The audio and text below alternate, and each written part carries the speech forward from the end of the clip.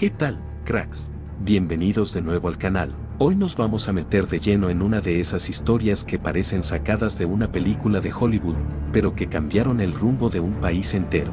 Hablamos de Pancho Villa, el legendario Centauro del Norte, un hombre que sobrevivió a 1000 batallas, que desafió al mismísimo ejército de los Estados Unidos y que parecía simplemente inmortal. Pero la mañana del 20 de julio de 1923, la suerte se le terminó en una esquina de Parral, Chihuahua. Le metieron más de una docena de balazos a quemarropa. La versión oficial nos dice que fue una simple venganza personal, una riña entre lugareños, pero les aseguro que esa historia no cuadra por ningún lado.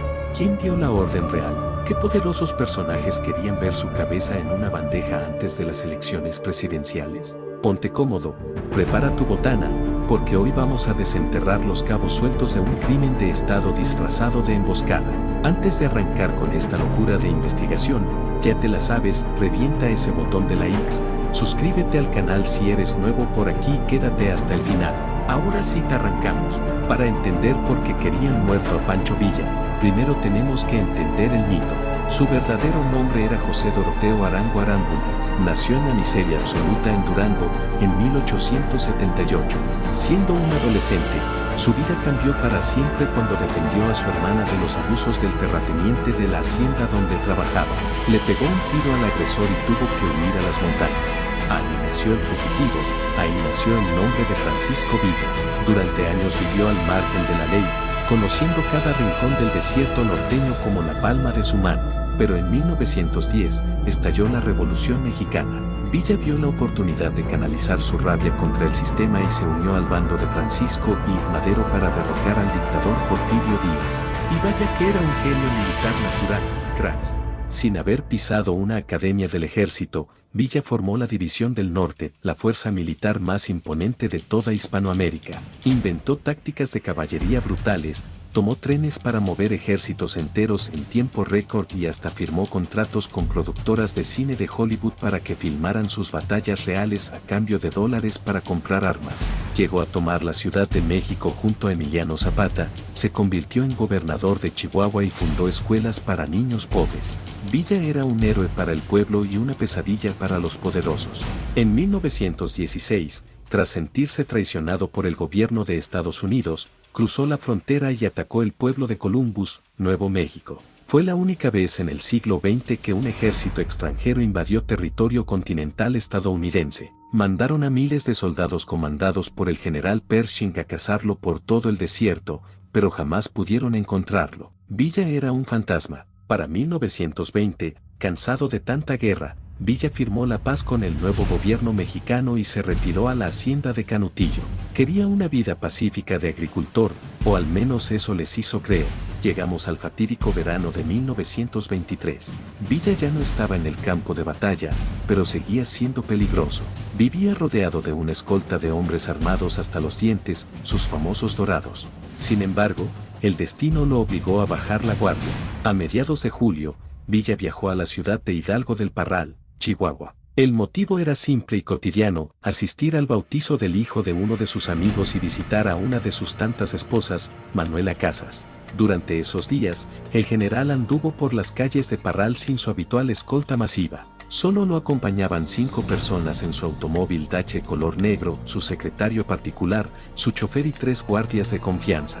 Viernes 20 de julio de 1923. 7:45 de la mañana. Villa sale de la casa de Manuela Casas y se sube al asiento del conductor de su auto. Sí, cracks, a Villa le encantaba manejar él mismo. El auto avanza a velocidad baja por las calles empedradas. Nadie sospechaba que el plan ya estaba en marcha. Un hombre llamado Juan Amparán estaba apostado en una esquina sosteniendo un pañuelo.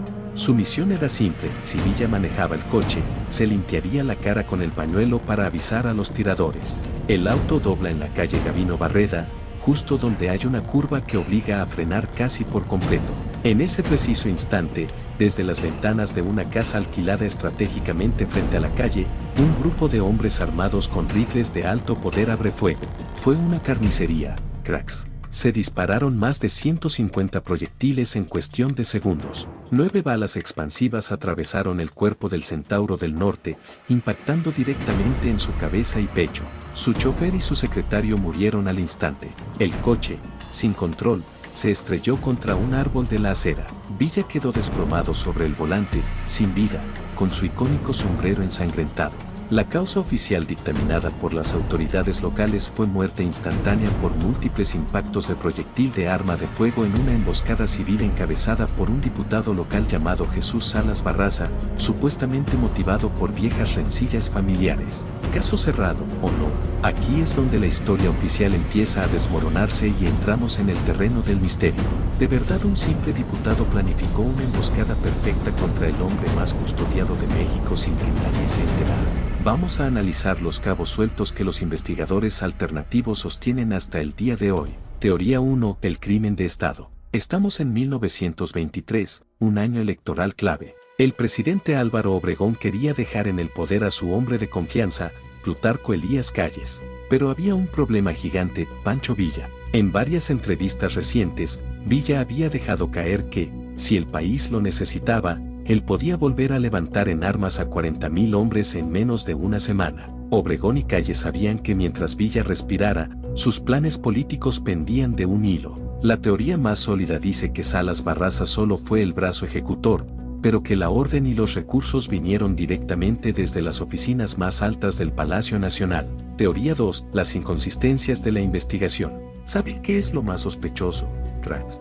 Días antes del ataque, el destacamento militar del Ejército Federal que custodiaba Parral recibió órdenes de salir de la ciudad para realizar supuestas prácticas de tiro. Dejaron la plaza completamente desprotegida. Además, tras el magnicidio, a los asesinos se les permitió escapar con total calma. Cuando Salas Barraza fue arrestado tiempo después, solo pasó unos meses en prisión antes de ser indultado y liberado. Un asesino material protegido por el sistema. Blanco y botella. Teoría 3. El macabro misterio de su cabeza. Y si la muerte de Villa estuvo llena de conspiraciones, lo que pasó después roza el terror.